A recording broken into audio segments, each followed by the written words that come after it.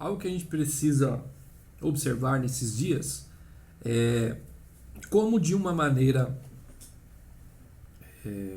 forte Deus providenciou um tipo de sofrimento ainda um pouco brando, porque ele deseja de alguma maneira falar com o seu povo, falar conosco, né? Falar com a terra, mas também falar conosco. Então, de alguma maneira, Deus providenciou um tipo de caos, que pode ser na saúde ou um caos financeiro, né?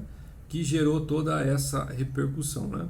Então, o que nós devemos entender com isso, como nós respondemos a essas questões, como nós interpretamos essas questões. Algo que a gente precisa entender é qual é o objetivo de Deus, o que Deus deseja fazer com tudo isso, né? O que Deus deseja nos ensinar, porque Ele sempre quer de alguma maneira seguir aquilo que eu já trabalho faz tempo aqui sobre a missão de Deus, e Ele quer que o seu povo siga essa missão e caminhe para Ele, né? Então, aí na introdução do PDF, você já vai perceber aí a primeira frase do Mike Bickle, que ele fala assim: se o Filho de Deus estiver sendo ministrado em poder e sua beleza for revelada, as pessoas correrão para ele.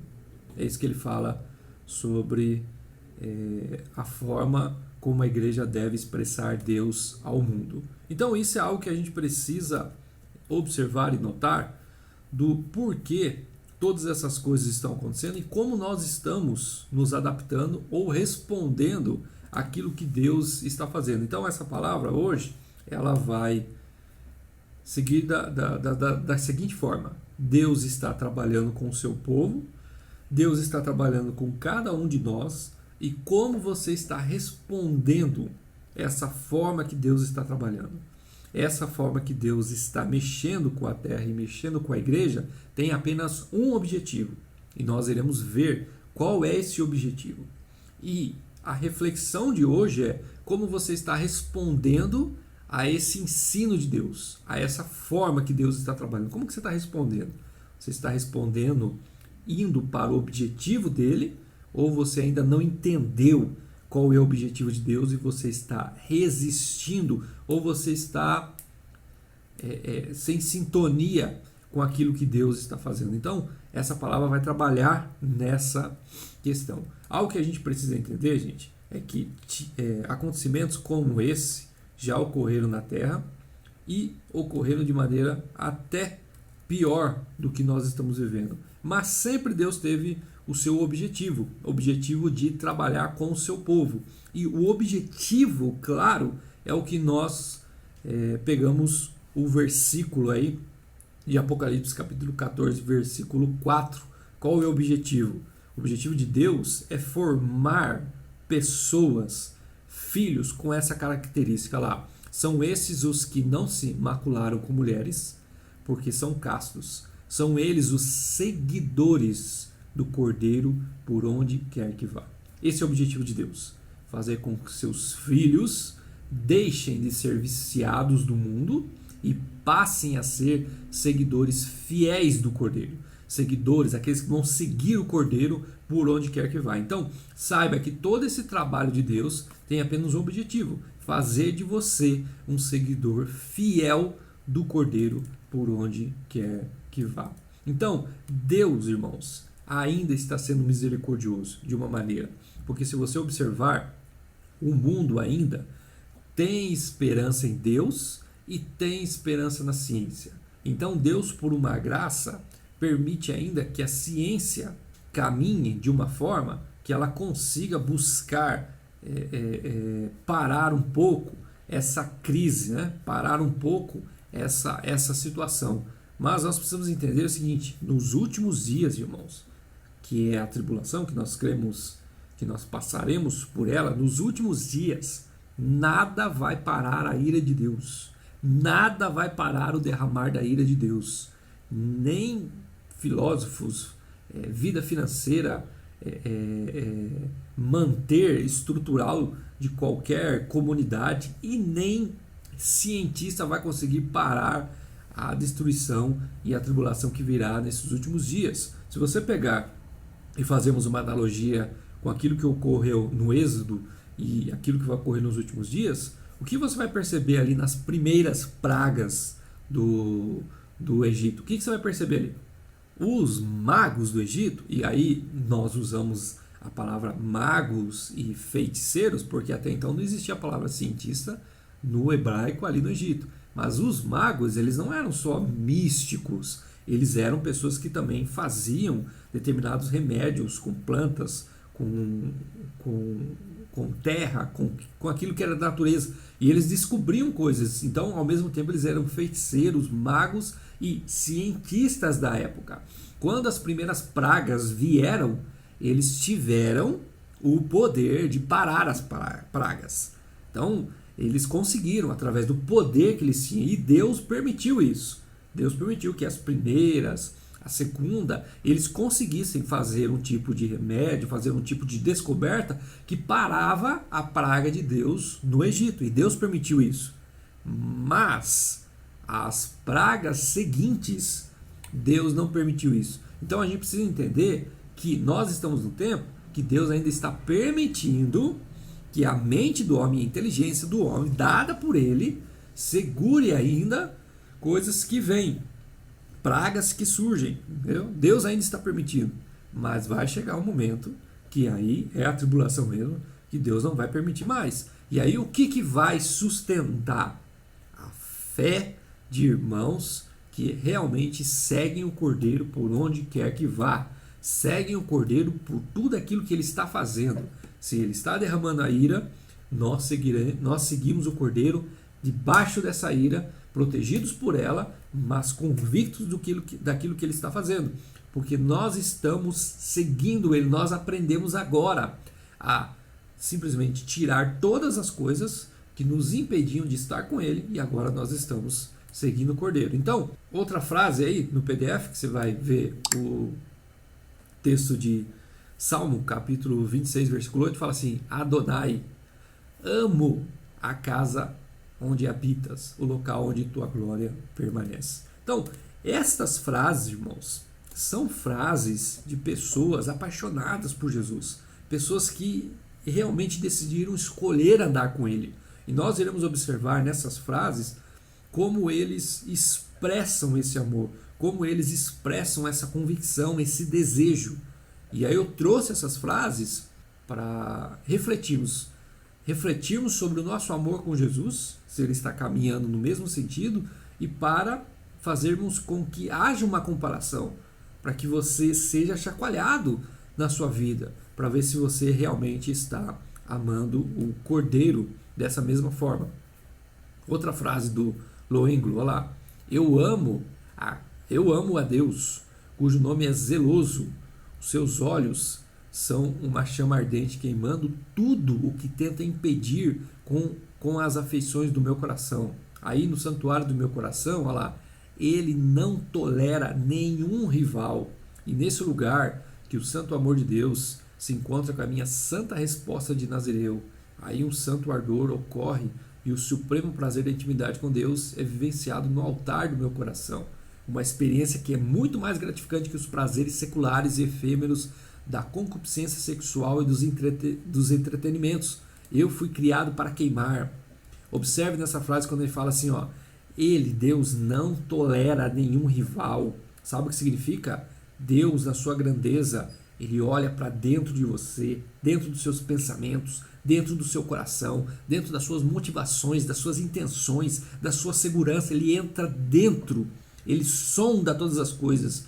E se ele perceber um rival, 2 rivais, 10 rivais, seja o que for, ele vai exterminar, porque ele não quer ter rival, ele quer ser único no meu coração, no seu coração, no coração da igreja. Ele quer ser único. Seguindo lá, outro texto, Salmo capítulo 27, versículo 4. Uma coisa peço ao Senhor e a buscarei, para que eu possa morar na casa do Senhor todos os dias da minha vida, para contemplar a beleza do Senhor e meditar no seu templo. Uma coisa peço ao Senhor. Eu tenho uma pregação só sobre isso, que fala sobre contemplarmos a beleza do Senhor. Davi, sendo um rei poderoso, com muitas opções, ele seguiu o caminho de conseguir viver e desejar apenas uma coisa só, que é seguir ao Senhor, que é ter ao Senhor. Então, reflexão de hoje: você está querendo uma coisa só, desejando uma coisa só, correndo atrás de uma coisa só? Apocalipse que nós lemos, eles seguiam só o Cordeiro, mais ninguém. A última frase da página 2. Edwards: o gozo de Deus é a única felicidade com a qual nossa alma pode satisfazer-se. Ir ao céu, desfrutar plenamente de Deus é infinitamente melhor do que todas as mais agradáveis comodidades deste mundo. Pais e mães, maridos, mulheres, filhos ou a companhia de amigos terrenos são apenas sombra, mas Deus é a substância. Eles são raios de luz, Deus é o sol. Eles são as correntes de água, Deus é a fonte. Eles são gotas, Deus é o oceano.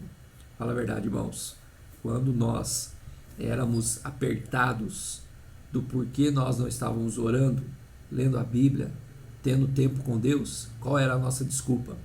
Nossa desculpa era o quê? Eu não tenho tempo. Nossa, tem que viver em São Paulo. São Paulo é uma loucura. É trânsito, é correria, é isso, aquilo. É muito difícil, eu não tenho tempo, é complicado. Aí Deus, na sua grandeza, ouvindo tudo isso, falou assim: eu vou conseguir tempo para eles. Parou tudo e deu tempo para nós. Fala aí, irmão, o que você fez com o seu tempo até agora? Porque você dizia que não tinha tempo para Deus por causa da correria do mundo. Aí Deus, opa, eu vou dar tempo. Toma tempo que vocês não vão fazer nada. Fica aí em casa, tranquilo. O que nós fizemos com o nosso tempo? Oramos? Fomos até Deus? Porque nós deveríamos ter orado, buscado a Deus, lido as Escrituras, meditado nos livros. Ou nós gastamos o nosso tempo com filmes, com famílias, com pessoas? O que nós fizemos? Percebe, irmãos? Deus mostrou a nossa mentira, falando que nós não tínhamos tempo. Ele nos deu tempo e nós não fomos até Ele. Então é Deus falando assim: toma o tempo. E mesmo com o tempo, nós não fomos até Ele. Não fomos até Ele. Sabe o que é isso? Deus revelando o nosso coração. Deus mostrando para nós que no fundo, não é tempo que nós precisamos.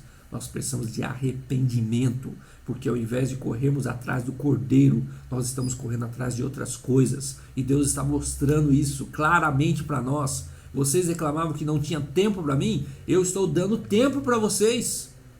E agora? O que vocês fizeram com o tempo? Eu não tenho tempo para fazer a vontade de Deus em casa, com a minha família, sentar na mesa, conversar com a minha esposa, com meu marido, com meus filhos. Não tenho tempo. Aí Deus fala: então tome tempo. O que você fez? Ficou dentro do quarto, ao invés de ficar com sua família. Percebe? Deus está mostrando o nosso coração, mostrando o seu coração. E Ele quer arrependimento, irmãos. Ele quer que nós percebamos que tudo que vem dele é muito maior, é muito mais prazeroso, é muito mais gostoso, é muito mais precioso. O prazer de estar com uma família é bom, vem dele e ele gosta, mas o prazer de estar com ele é infinitamente melhor. Ontem eu falei na mensagem e eu vou falar de novo.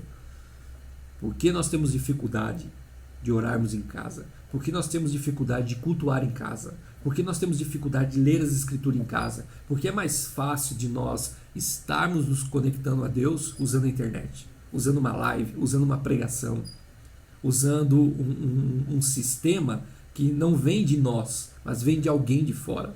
Irmãos, Deus ainda está permitindo que possamos ter um sistema como esse aqui, de ouvir uma pregação, de ouvir uma live, glória a Deus pela internet. Mas quando a tribulação vier, você acha que vai ter esses recursos? Não, irmãos, não teremos. Vai ser você, sua família, uma Bíblia e Deus. É isso que você vai ter. E se nós não aprendermos isso agora, a reconstruir o altar de adoração nos nossos lares, nós iremos sofrer nesses dias. O que Elias fez antes do fogo cair, irmãos? O que ele fez? Ele fez uma live? Ele pegou e falou assim: gente, vem cá, vou fazer uma pregação expositiva para vocês, vamos dar um estudo bíblico. O que ele fez antes do fogo cair, irmãos? Ele reconstruiu o altar. Você reconstruiu o altar na sua casa nesses dias? Com o tempo? Deus te deu tempo, irmão. Porque agora a gente não pode arranjar desculpa do tempo. Deus te deu tempo. Você reconstruiu o altar nesses dias na sua casa? Ou você gastou todo o seu tempo com filmes, com nada, e não reconstruiu o altar? O fogo vai vir, mas para o fogo vir precisa de um altar. Elias reconstruiu o altar para o fogo vir. Todos nós ficamos: vem Deus, nós queremos mesmo, tal, termina isso. Aí Deus olha e fala assim: mas cadê o altar? Cadê o altar? Cadê o altar? Eu quero ver, o fogo quer dizer, cadê o altar? Irmãos, Deus deseja que nós possamos reconstruir o altar. Quer um conselho? Desliga a televisão. Quer um conselho? Desliga o computador. Quer um conselho? Pare de ir atrás de tanta live, de tanta pregação, porque agora você abre o YouTube em qualquer lugar, existe inúmeras pregação. Você está falando para a gente não ouvir nada? Não. Ouça, mas que não seja o princípio da sua vida espiritual, o princípio do seu lar, o princípio do seu desenvolvimento espiritual. O princípio, irmãos, é o altar, é a nossa comunhão com Deus, é você restabelecer o altar na sua casa, a mesa, a comunhão no seu lar, a oração, a busca sua e de Deus, as bem-aventuranças. Vá para o teu quarto, fecha a porta e fala com o teu Deus em oração. Ele te ouvirá em secreto. Era isso que Deus quer, é isso que Deus deseja de nós. Após isso, busque saber o que os profetas estão dizendo esse dia, mas não antes disso. Deus deseja essa reconstrução do nosso altar. Então Edwards fala isso, ok? Olha o Agostinho, a gente já está aí na página 3, né? Olha lá o que o Agostinho fala. Durante todos aqueles anos que ele estava em rebeldia, né? Onde estava o meu livre-arbítrio, né? As minhas escolhas, opções, né? Qual era o lugar obscuro e secreto onde ele estava e do qual foi convocado no instante a fim de que inclinasse o teu jugo suave? Quão doce foi para mim estar liberto subitamente desses prazeres infrutíferos que um dia temia perder. Olha o que ele fala: tu, Deus, os afastaste de mim. Tu, que és a alegria soberana e verdadeira, tu os afastastes de mim e o que? E tomavas o seu lugar. Deus deseja afastar de nós, irmãos, toda distração, todo preenchimento vazio, tudo aquilo que foi estabelecido. Deus deseja afastar, irmãos, porque Ele deseja tomar o nosso lugar. Você ouviu inúmeras notícias de sites que acumularam acessos, né, de pessoas que estavam em casa. Homens agrediram esposas, homens acessaram sites pornográficos cada vez mais. Netflix, Prime, foram muito acessados, porque as pessoas estavam em casa, irmãos, sem o que fazer. Então elas começaram a procurar coisas para fazer. Irmãos, nós não temos o que fazer? Sério mesmo? Nós não temos o que fazer, irmãos? Lembra que nós usamos o exemplo dos morávios? Começaram a orar meio-dia e pararam só meia-noite, porque viram o cordeiro. Por que nós não conseguimos orar, irmãos? Por que nós não conseguimos gastar tempo com Deus? Por que nós não temos prazer nisso? Porque o nosso prazer está em filmes, está em conversar. Por que a nossa muleta primordial é uma pregação no YouTube, é uma live? Por que a nossa vida espiritual está assim? Deus deseja que nos arrependamos, irmãos. Deus deseja que nós possamos ir para o quarto, fechar a porta e ter comunhão e prazer com Ele. Você percebe? Deus deseja nos preparar para o reino. No reino não terá muletas, no reino não terá pessoas pregando, no reino terá uma coisa só. Qual é? Aquilo que Davi falou: uma coisa peço ao Senhor, e eu vou buscar, para ficar com o Senhor e ver a beleza dele todos os dias da minha vida. Apocalipse fala o quê? Eles seguem quem? Quem que eles estão seguindo? O Cordeiro. Se eles estão seguindo o Cordeiro, eles estão gastando todo o seu tempo com o Cordeiro, toda a sua vida com o Cordeiro, todo o seu pensamento. Só existe o Cordeiro, mais nada. Ou seja, Deus deseja nos preparar já para que a gente possa viver com o Cordeiro. Lembre-se, eu não estou falando que você não pode ver pregação, live no YouTube, nada disso, não estou falando isso. Você pode sim, deve ouvir os profetas. Eu estou falando que aonde é o início do seu fogo, o início daquilo que queima no seu coração, deve ser a fogueira e o seu altar dentro do seu lar. É isso que eu estou falando, tá? Agostinho fala isso. E, para terminar ali, ó, última frase de John Wesley. Num sentido, a perfeição cristã é a pureza de intenções, a entrega de toda a vida a Deus, é entregar a Deus todo o nosso coração, é ter um só desejo, um só desígnio a governar todos os nossos sentimentos, é consagrar não apenas uma parte, mas todo o nosso coração, corpo e substância a Deus. Tudo a Ele, irmãos, tudo a Ele, todo o seu tempo, todo o seu prazer, todo o seu querer, tudo a Ele. Porque Deus, Jesus, há de julgar os reis e as nações. Por quê, irmãos? Porque os reis e as nações, as empresas, a mídia, tudo que compõe essa estrutura, rouba o que de você? O que rouba de você? Seu tempo, rouba o seu prazer, rouba a sua emoção, rouba o seu sentimento, rouba a sua alegria, porque quando você se dispõe a ver, a se inclinar, a se entregar totalmente num filme, numa série, num objeto que você compra, num iPhone, você tem prazer com aquilo, num carro novo, todo o seu prazer, seu sentimento vai nessas coisas. Quando vão nessas coisas, eles deixam de ir por Cordeiro.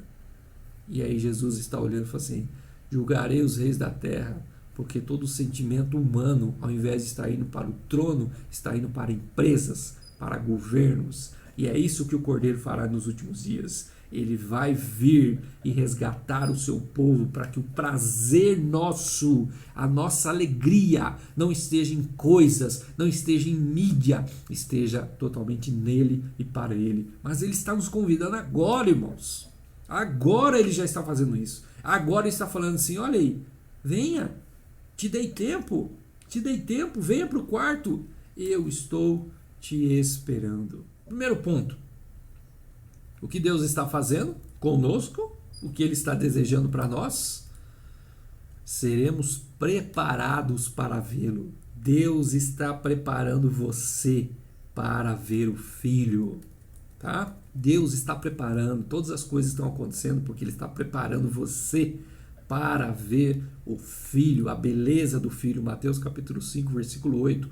Bem-aventurados os limpos de coração, porque verão a Deus. Bem-aventurados aí, você vai ver todas as palavras aí, elas significam o quê? Alguém muito feliz, alguém que foi preparado para essa felicidade, alguém que teve as suas emoções moldadas para viver um momento alegre, um momento feliz. Por isso que ele é bem-aventurado. Ele falou assim: olha, vou te moldar para você viver um momento feliz, você vai ser feliz, muito feliz. Então, ó, bem-aventurado, o quê? Limpos de coração. Limpos aí é purificados pelo fogo, era um metal sendo purificado pelo fogo. Limpo aí é ser esvaziado, é ser realmente limpo, moldado. Limpo do quê? De coração. O que é o coração? É tudo o que você é, tudo que você sente. Por exemplo, você está aqui agora ouvindo essa pregação, então você está olhando, analisando, pensando, você está refletindo, você tem intenções, você tem sentimentos, você tem desejo, pode estar com sede, com fome, você tem todos esses aspectos que surgem em você, você ouve, você fala, você tem intenções, imaginações no passado, no presente, no futuro. Tá vendo? Tudo isso Deus vai limpar, purificar tudo isso. E Ele está fazendo agora, Ele deseja fazer. Ele vai purificar tudo isso. Para quê? Para quê? Para você ver a Deus. Para você ver a beleza de Jesus. É isso que Ele está fazendo, é isso que Ele quer. Ele quer que você veja essa beleza. Deus está nos preparando para ver o Filho. Então, nós precisamos entender, somos purificados pelo fogo da sua santidade. Somos impactados pelo fogo da sua paixão. Jesus, Ele tem esse vínculo com o Pai, essa graça com o Pai, Ele tem esse amor para com o Pai, Ele tem essa relação com o Pai. Então, esse mesmo amor, essa mesma relação que existe do amor do Pai para com o Filho, do Filho para com o Pai, Jesus deseja nos ensinar e nos moldar para que nós possamos também amar o Filho como o Pai o ama. João capítulo 17, versículo 24 ao 26, aí na página 5, ele fala assim: Pai, olha só, a oração de Jesus, irmãos, olha que oração preciosa. Pai, a minha vontade é que onde eu estou, estejam também comigo. Olha só, onde eu estou, estejam eles também comigo. A questão é que nós aprendemos que a fala de Jesus é tipo assim, Jesus estava falando que ele vai para o céu, e aí ele quer que a gente vá para o céu também. É isso que a gente pensa. Não é isso não, irmãos. Não é não, sabia disso? A fala de Jesus é, olha lá, a minha vontade é que onde eu estou, estejam também comigo. Onde eu estou aí é o que eu sou, o que eu represento, o que eu penso. É uma posição, entendeu? Não é um lugar, é uma posição. Onde eu estou, o que eu represento, o que eu possuo. Dessa mesma forma, eu quero que eles estejam comigo. Eles estejam dessa mesma forma, pensando como eu penso. Amem como eu amo. Os que me deste, para que vejam em a minha glória que me conferisse, porque me amaste antes da fundação do mundo. Olha ele falando do amor do Pai. Pai justo, o mundo não te conheceu, eu porém te conheci, e também estes, compreendendo que tu me enviaste, eu lhes fiz conhecer o teu nome e ainda o farei conhecer. Olha lá, a fim de que o amor com que me amaste esteja neles. Olha que deu Jesus, a oração de Jesus. A oração de Jesus é que eu ame o Pai e eu o ame da maneira que o Pai o ama. Essa é a oração de Jesus, essa é a vontade de Jesus.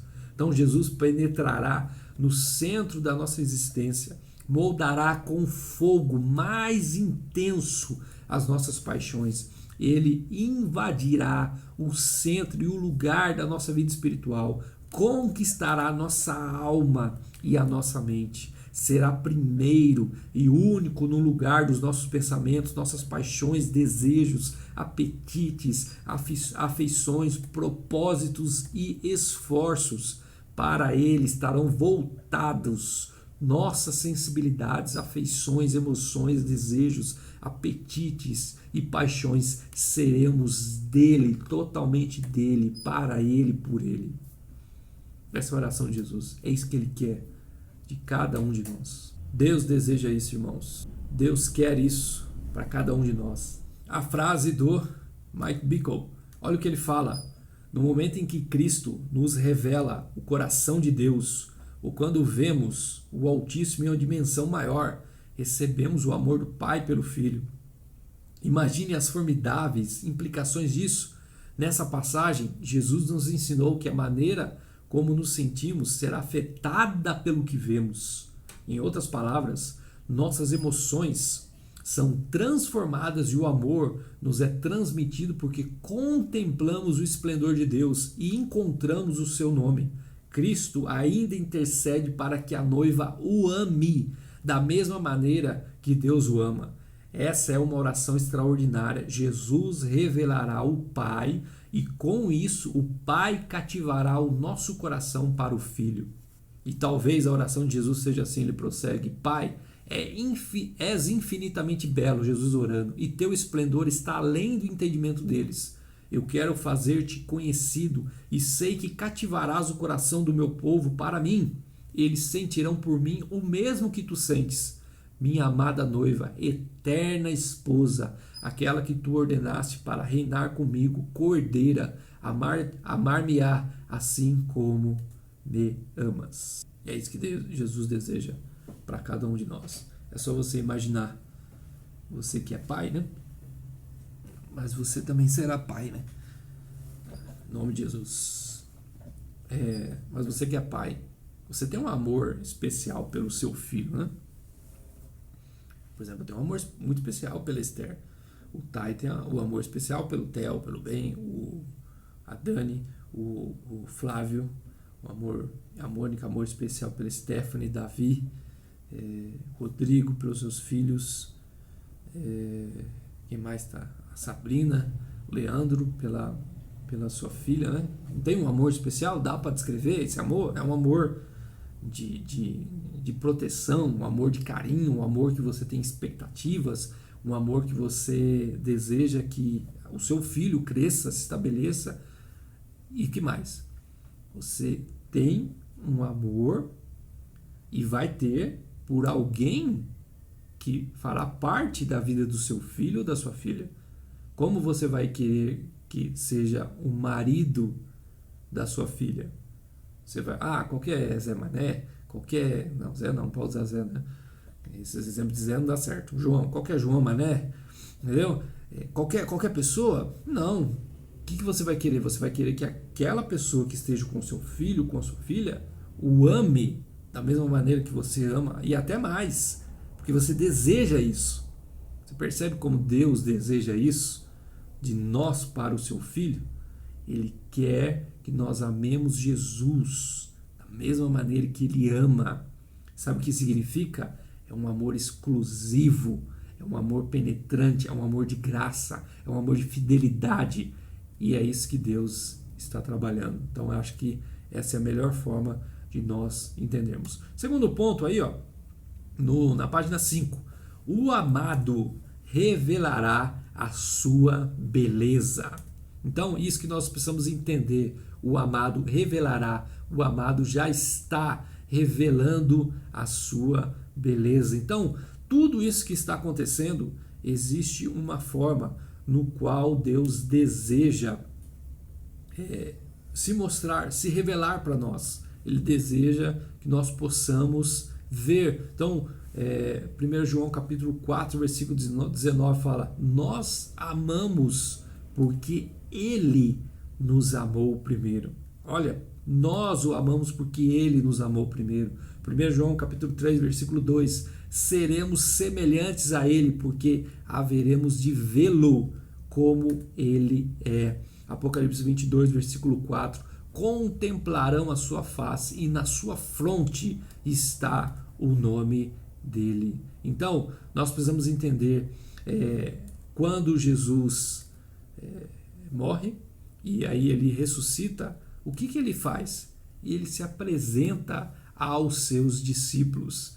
E ele faz, quando ele se apresenta aos seus discípulos, o que ele faz? Ele se mostra. Atos capítulo 1, versículo 3. A esses também, depois de ter padecido, se apresentou vivo, com muitas provas incontestáveis, aparecendo-lhes durante 40 dias e falando das coisas concernentes ao reino de Deus. Por que Jesus apareceu para ele? Por que Jesus não morreu, ressuscitou e já foi direto para o céu? Por que ele apareceu? Ele apareceu para mostrar a sua beleza. Não só isso, mas mostrar a sua beleza não só no corpo, mas em tudo que ele é, na sua fala, no seu jeito. E eles o amaram mais, eles se entregaram mais, porque eles viram a beleza de Jesus. Isaías, capítulo 43, versículo 17: os teus olhos verão, olha só o texto falando no futuro, os teus olhos verão o Rei na sua formosura. os teus olhos verão. Jesus falando, Deus falando, vocês vão ver o rei na sua formosura. Mike Bickle, ele coloca alguns pontos que fala, né, sobre como nós veremos a glória e a beleza de Deus. E ele coloca alguns pontos, né? Primeiro ponto que ele coloca: nós veremos a beleza da luz de Deus. E aí ele cita, né, uma glória reluzente que irradia do seu ser. O texto de Isaías 6 narra anjos e serafins de alto escalão prostrados, maravilhados, quando o Criador lhes revela a majestade. Vocês já imaginaram, irmãos, que nós iremos ver toda essa glória que emana de Deus, que emana de Jesus? Já imaginaram isso? Porque quando você lê Apocalipse, vê Isaías, você vai ver luzes saindo do trono. Quando você vai num show, você hoje em dia não tem só palco e música, você tem luzes, ou seja, isso mexe com você, com suas emoções. É gostoso de ver, nós gostamos de ver luzes, o esplendor. Você já imaginou no trono de Deus a luz e a glória que emana daquele lugar? É tremendo, nós iremos ficar maravilhados por toda a eternidade. Nós também ficaremos maravilhados com a beleza do corpo ressurreto de Jesus. Salmo 45:2, tu é mais formoso do que os filhos dos homens. Cristo é o mais formoso do que todos os homens na história, mais do que qualquer ser humano que andou na terra e nas ruas de ouro celestial. Com certeza você tem alguma pessoa, um ser humano que você olha, pode ser um artista, um ator, seja o que for, que você olha e você fala assim: como é belo, como emana beleza, aquilo ali parece perfeito. Você tem isso. Já imaginou Cristo? A beleza de Jesus, do corpo de Jesus?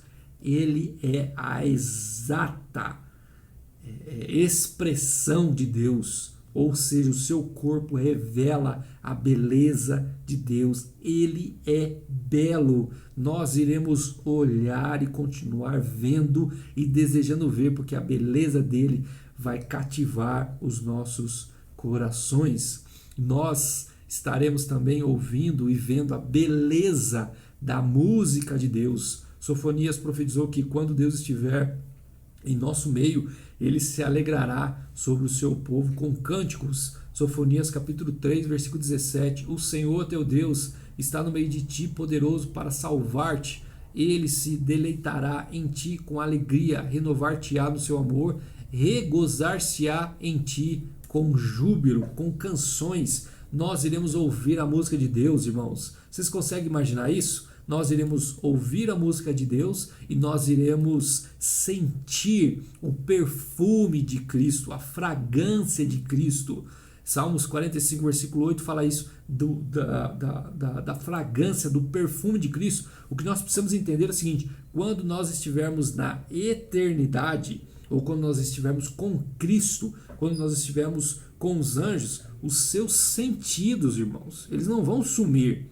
Tipo, não vou sentir mais gosto lá, porque não tem comida, não vou ouvir nada. Não, irmão, os seus sentidos permanecem. Você vai ver, você vai ouvir, você vai tocar, você vai sentir, você vai ser tocado, você vai ouvir, você vai cheirar. O que nós sentiremos?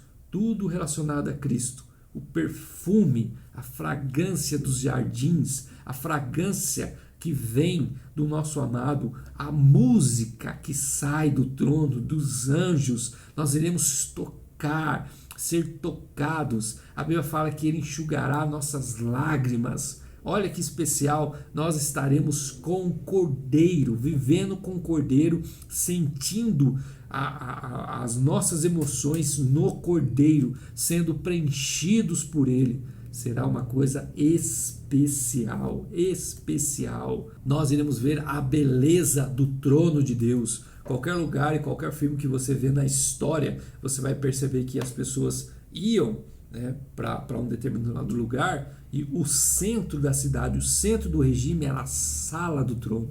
Todas as pessoas elas vão para uma cidade, e essa cidade existe um trono.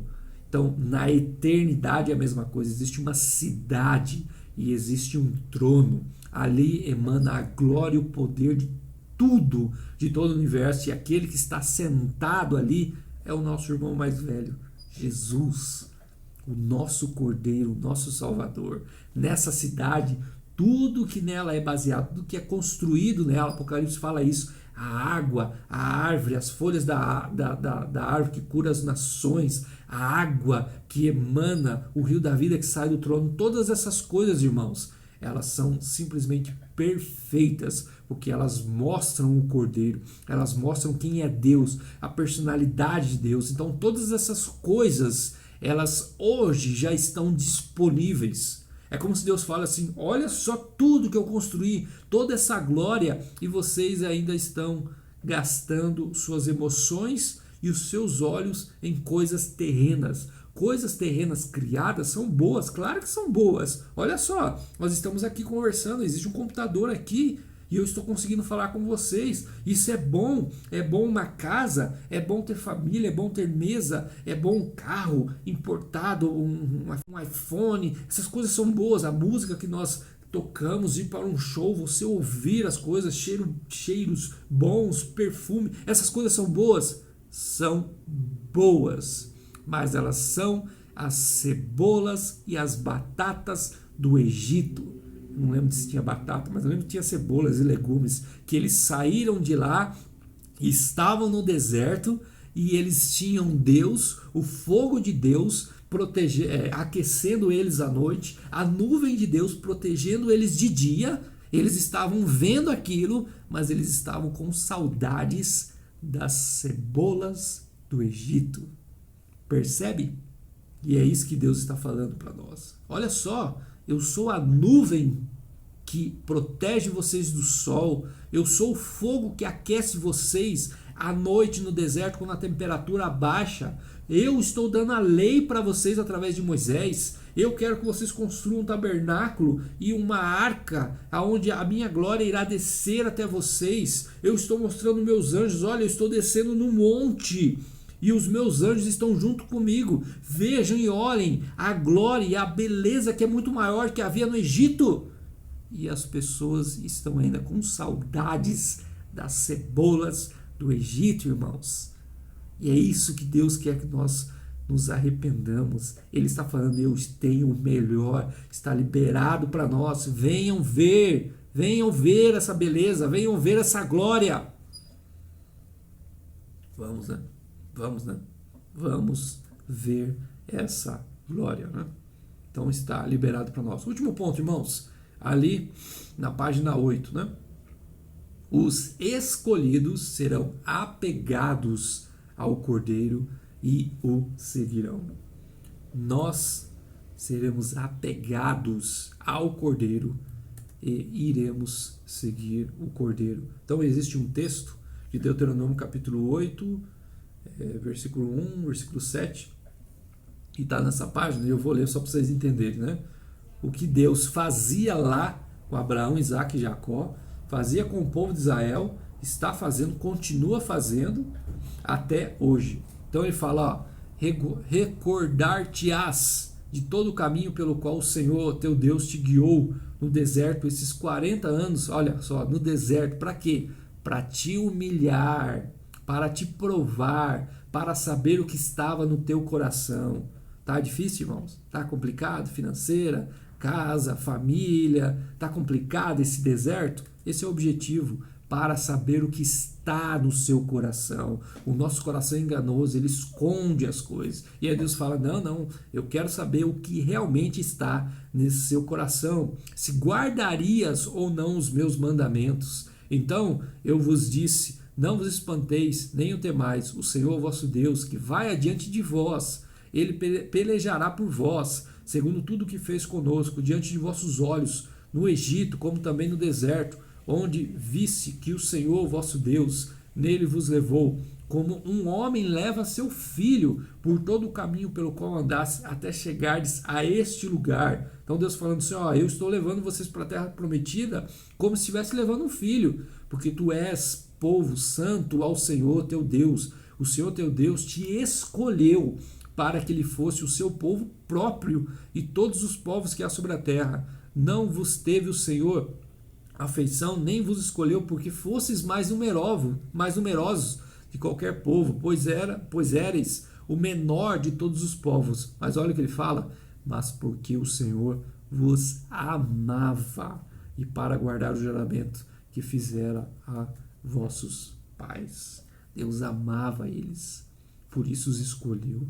Deus nos ama e por isso nos escolheu e por isso Ele deseja limpar o nosso coração para que nós sejamos totalmente dele, só para Ele, e que possamos ver toda essa glória, todo esse esplendor que Ele tem para nos mostrar. Assim o Senhor fez e Ele faz e tem apenas um objetivo nisso. Ele deseja intensamente que todos aqueles que Ele escolheu, eu, você, amém? Tenha certeza disso. Fale todo dia no espelho. Deus me escolheu. Fale todo dia isso. Olhe no espelho, acorde de manhã, todo dia. Olhe no espelho e fale, Deus me escolheu. Eu sou escolhido dele. Isso significa que eu não vivo mais para mim. Eu não vivo mais para as minhas paixões. Eu não vivo mais para a manipulação da mídia em querer roubar as minhas paixões. Eu não posso entregar o meu amor, o meu sentimento, a minha alegria para a mídia, para empresas, porque elas estão se alimentando disso. Eu fui escolhido para Ele, para pensar nele, meditar na sua palavra, viver intensamente para Ele, seguir o Cordeiro por onde quer que Ele vá. Fale isso todos os dias, olhando no espelho.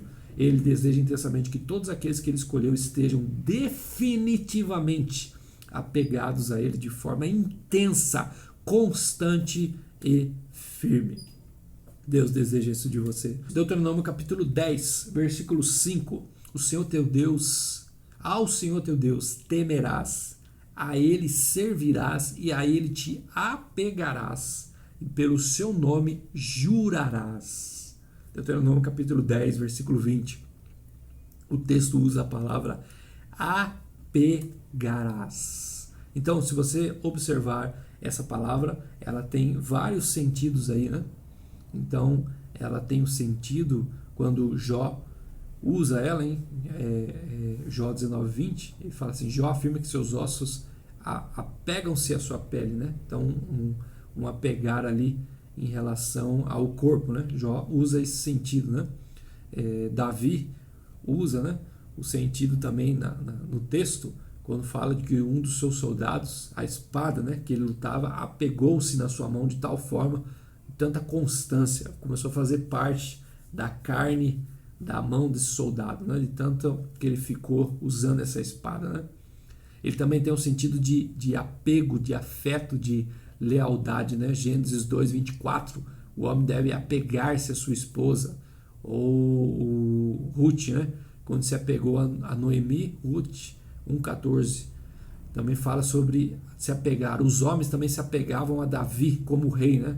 2 Samuel 20, versículo 2. Então você vai ver aí no artigo vários textos falando sobre se apegar, ficar perto, ficar junto, né? Estar ali preso, né? Estar preso de uma forma que você não solta mais, você está apegado, você está junto, não tem como separar, você se tornou parte daquela pessoa, né? Então, quando a gente entende esse princípio, nós precisamos entender, isso é o que Deus deseja para nós. Ele está falando assim, vocês precisam se apegar em mim. Um pai, quando ele está andando e ele tem uma filha, né? Principalmente menina, os pais vão saber isso, vão saber como uma menina é apegado no pai. O pai anda e a menina agarra as pernas do pai. Esther faz muito isso em casa. Eu estou andando e ela quer atenção, uma coisa, ela agarra na minha perna e eu tenho que ir com ela agarrada na minha perna até a cozinha. Então, esse apego, esse estar próximo, estar junto, é isso que Deus deseja para nós.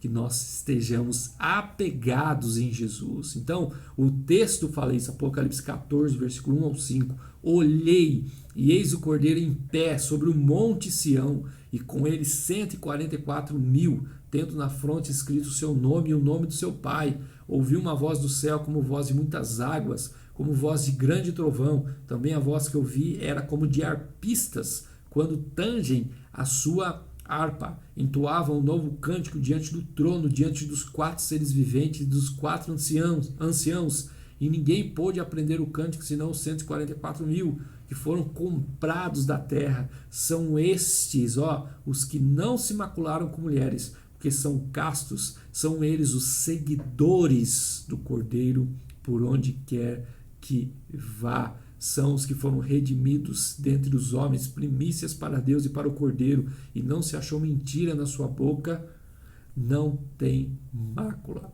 Sabe o que são esses daí? Os seguidores são aqueles que estão apegados no Cordeiro. Eles estão apegados, eles estão conectados no Cordeiro, eles estão apegados, não há mentira na boca deles. Porque, às vezes a gente acha que essa mentira é tipo, você, ele não mente, ele é uma pessoa que não mente pro próximo, entendeu? Então essas pessoas estão perto do Cordeiro, elas não são mentirosas.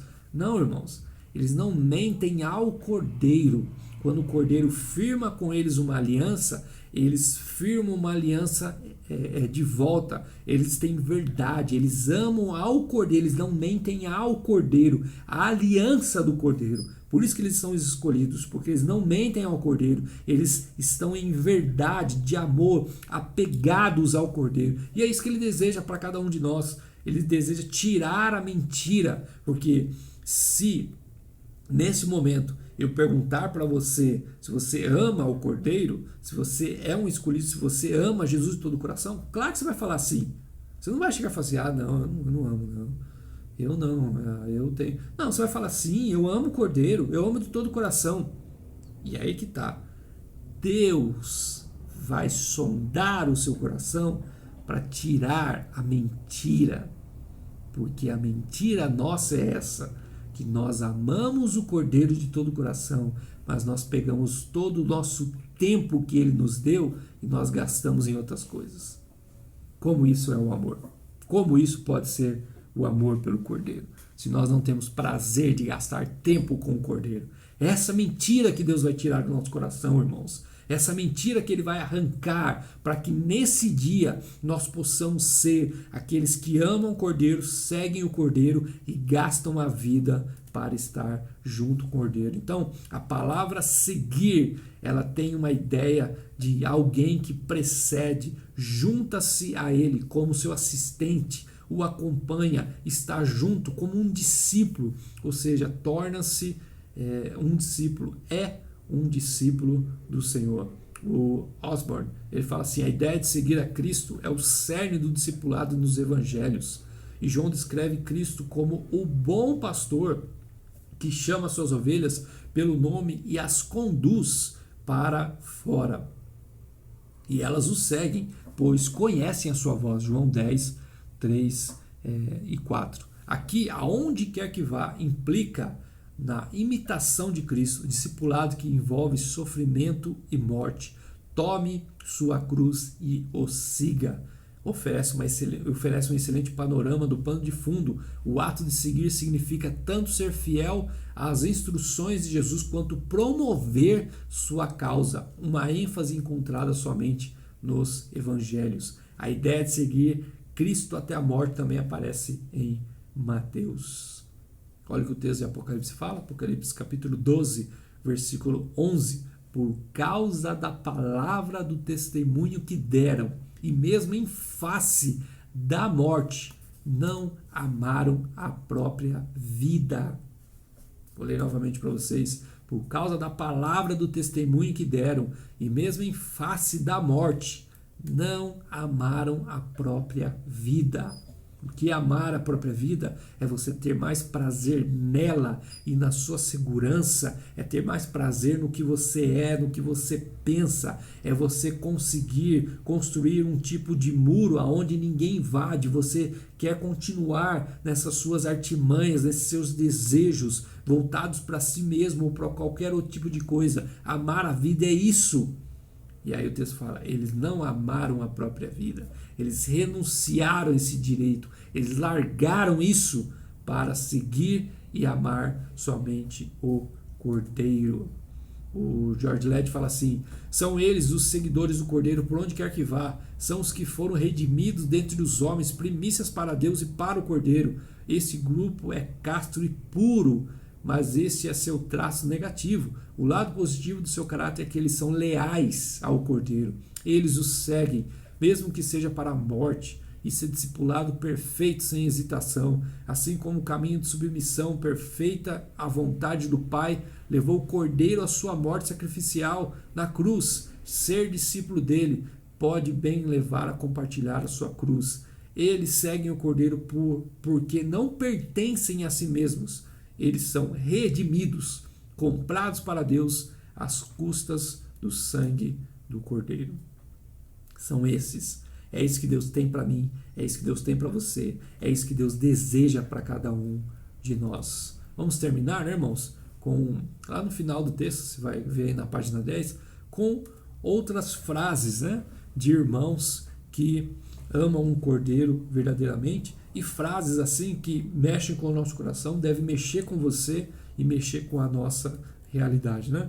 Então, olha o que John Wesley fala: todo cristão deve estar pronto para morrer ou para pregar.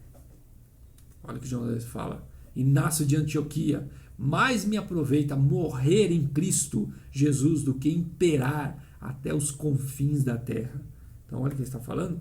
Mais me aproveita estar em Cristo, morrer em Cristo, do que eu ter todas as regalias de reis sobre a terra. Heaven Hill: se não conseguirmos viver com uma raça de pessoas diferentes nesta terra, então não temos o direito de viver aqui.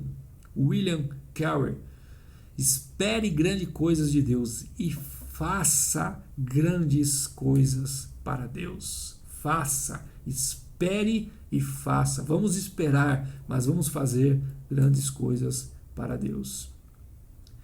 Maria Ether: é preferível se desgastar por Jesus Cristo a ficar enferrujado. Não pare até que você tenha terminado. O mundo está procurando a resposta que está dentro de você.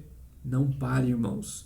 O rio que flui dentro de você vai alimentar as pessoas, a sede delas. Então o mundo está procurando em nós a resposta desesperadora para as suas aflições. Anthony Groves: o lema do cristão deve ser trabalhar muito, gastar pouco, dar muito e dedicar-se inteiramente a Cristo. Amy Wilson: a vida missionária é simplesmente uma chance de morrer. E para terminar, né, a frase do Edwards: olha só como ele via a vida cristã e como ele desejava viver a vida cristã. Olha que empenho, olha que desejo. Olha o que ele fala: supondo, vamos supor que nunca existiu nenhum indivíduo, nenhum homem neste mundo, nunca, em todas as eras, que nunca existiu esse homem neste mundo, em nenhuma época de todo o tempo, que nunca haja vivido uma vida cristã perfeita em todos os níveis e possibilidades. Olha o que ele está falando: nunca existiu uma pessoa nesse mundo e ele está supondo que haja vivido uma vida cristã perfeita, empenhada, apaixonada por Jesus em todos os sentidos. Ele fala: imagine que nunca existiu. Tendo o cristianismo sempre brilhante em todo o seu esplendor e parecendo excelente e amável, mesmo sendo essa vida observada de qualquer ângulo possível, sob qualquer pressão. Imagine, nunca existiu.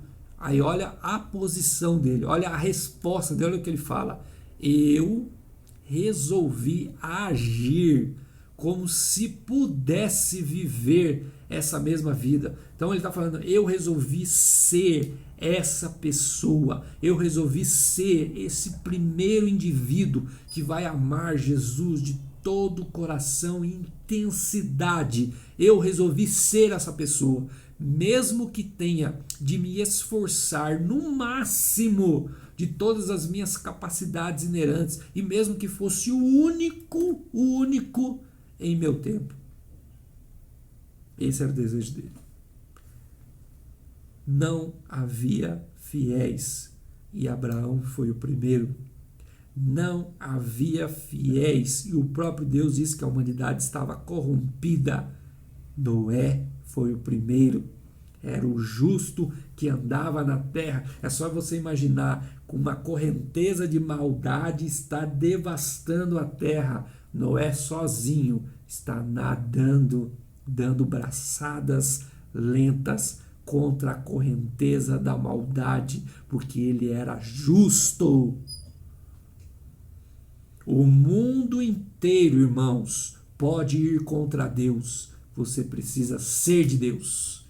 O mundo inteiro pode blasfemar contra Deus, mas você é de Deus. A igreja inteira pode estar amando o mundo, sendo fria, mas você tem que decidir dentro de você: eu vou nadar contra essa correnteza de maldade, de frieza, de pecado, de mistura, porque eu decidi dentro de mim ser o mais apaixonado e amante do Cordeiro. Eu vou seguir o Cordeiro, mesmo que o mundo inteiro não siga. Eu vou seguir, porque eu fui escolhido. Não depende do meu pai, da minha mãe, da minha esposa, dos meus filhos, não depende das circunstâncias, não depende do pastor, não depende de um líder, eu não dependo de estruturas à minha volta que me impulsione a amar. Eu vou amar porque Ele me gravou, me escolheu, moldou a minha mente. Ele marcou a minha testa com um sinal, e o sinal é: eu pertenço ao Cordeiro. Tenha isso. Foi por isso que Ele nos escolheu, irmãos, para que você viva para Ele, acorde para Ele, coma para Ele, ame para Ele, viva em casa para Ele, faça todas as coisas para Ele, só para Ele, e não de uma forma qualquer jeito, mas intensa, perfeita em tudo que você faz, para que o Cordeiro seja exaltado. Estes são os seguidores do Cordeiro, são primícias, são os primeiros, aqueles que decidiram dentro de si: eu vou amar o Cordeiro com todo o meu coração, com toda a minha intensidade. Eu vou morrer para Ele, eu vou viver para Ele, eu vou estar com Ele todos os dias, todas as noites. Aqui já, não amanhã, aqui já, hoje, eu vou viver intensamente para Ele. Amém? Senhor Jesus, que essa palavra queime o nosso coração, que essa palavra molde o nosso coração, que essa palavra queime e nos faça viver somente para Ti e para o Cordeiro. Ajuda-nos a entender que todo o tempo que o Senhor nos deu hoje não foi para nós, mas foi para o Senhor. Todo o tempo que foi dado para a igreja hoje não foi para ela brigar na mídia, não foi para ela ficar se expressando, tentando responder às pessoas do porquê que nós estamos vivendo isso. Deus, o Senhor parou a igreja e as suas atividades para que nós voltemos para o Senhor, para que nós paremos as nossas atividades, então ficar pregando e fazendo coisas, e fiquemos quietos e possamos voltar para o quarto, abrir o nosso coração e estar com o Senhor, Pai. Foi para isso, Deus. Para isso que o Senhor para a igreja, Deus. Que ela volte para o Senhor. Deus parou as nossas atividades, irmãos, para que a gente possa voltar para Ele, voltar para o Senhor. Volte para Ele. Vá para o quarto. A igreja precisa ir para o quarto. Tome cuidado com essas distrações, essa necessidade. As pessoas têm necessidade. Não, eu preciso pregar, porque eu já estou pregando, eu preciso ensinar, eu preciso fazer isso. Irmãos, Deus nos parou, porque Ele tem um objetivo: sondar o nosso coração, tirar toda sujeira, para que nós possamos amá-lo intensamente. E é isso que Ele quer de cada um de nós. Vamos amá-lo, vamos seguir o Cordeiro.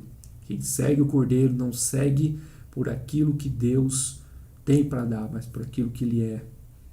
Então é isso que Ele deseja de cada um de nós. Vamos voltar para o Cordeiro. Ele nos parou porque Ele deseja ter intimidade com o nosso coração. Você não consegue ter intimidade com quem está em atividade. Você não consegue, irmãos. Você não consegue ter intimidade. Fala, vamos ter uma intimidade, e a pessoa está fazendo um monte de coisa em atividade. Vamos ter uma conversa especial, deixa eu entrar no seu coração, e a pessoa fazendo atividades. Essa era a igreja, cheia de atividades, e Deus querendo falar, e Deus querendo tocar no coração, e as pessoas fazendo atividades. Não estou falando que isso é ruim, isso é bom. A igreja ser luz e falar, mas Deus deseja intimidade. E para isso acontecer, as duas pessoas precisam parar. Então Deus nos me parou você, porque é como se ele te falasse, agora senta aí e fala comigo, olha nos meus olhos, fala o que está no seu coração, porque eu quero entrar no seu coração e ter intimidade com você. E nessa conversa eu vou tirar os deuses que nos afastam, eu vou arrancar as distrações para que a gente possa ter intimidade. É isso que Deus quer nesses dias, irmãos. Então, não se aventure, não fique nessas loucuras de querer ter atividades. Pare, sente e fale com Deus. Ele quer ter intimidade com cada um de nós. Amém? Deus abençoe.